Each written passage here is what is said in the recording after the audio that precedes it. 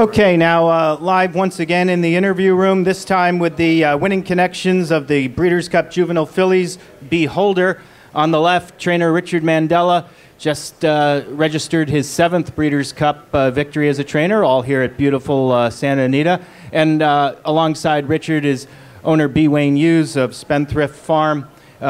Actually, this is Wayne's 3rd Breeders' Cup winner. Of course, he had action this day along with, trained by Richard Mandella, to win the Breeders' Cup Juvenile back in that big 2003 year. And also, some may not recall, even though it was just a year ago, but he was also the owner of Court Vision, who won the, for Spendthrift Farms, the winner of last year's Breeders' Cup Mile at a big price.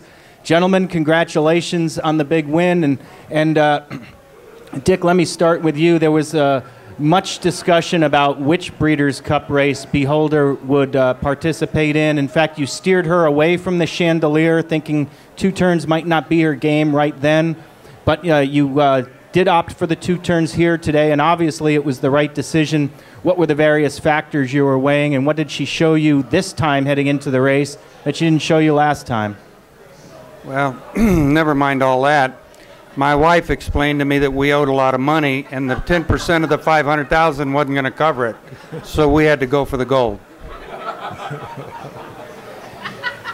Pretty good. Wayne, Dick obviously got right to the essence of the situation, but were there any other factors that might have played a part as well?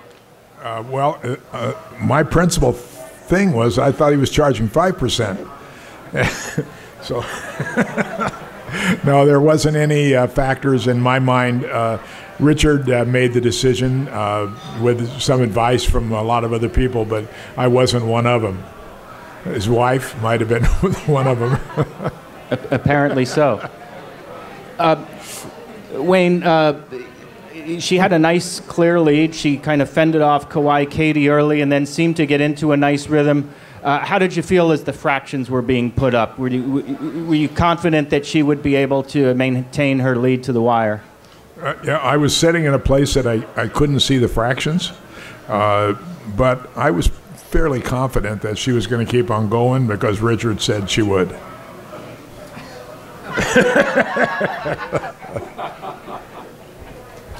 Okay, questions in the room for Mr. Hughes or Mr. Mandella? And David, if you'd take the microphone, please, before asking the question. Thanks.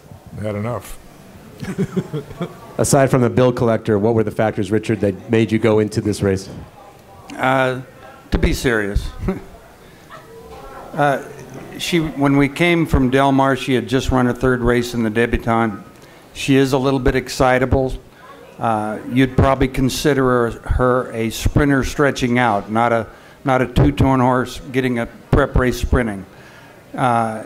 Consequently, the race the last few days of Del Mar and shipping up to Santa Anita caught up with her, and just mentally she wouldn't turn off and relax going into the Chandelier stake. And I called Wayne and explained my concern and really thought I would just train her up to the sprint today. But immediately she settled down in the next few days, and I saw the allowance race there, and I thought, as bad as we need money, we might as well work her for something and get paid. So we did that, and then it was an easy decision to go for the big money. She never got upset after the race, and that was the concern. Mr. Mandella, her daddy was pretty fast. You think she showed a little bit of her pappy speed today, especially with those fractions? Yeah, I was doing good till I started drinking this champagne. We had a half-brother to her named Into Mischief that stud at Wayne's farm, and he won the Hollywood for charity and acted like he could be a Derby horse until I messed him up in the wintertime and had to wait. But, you know, it's obviously a good mare, and Henny Hughes didn't hurt her any.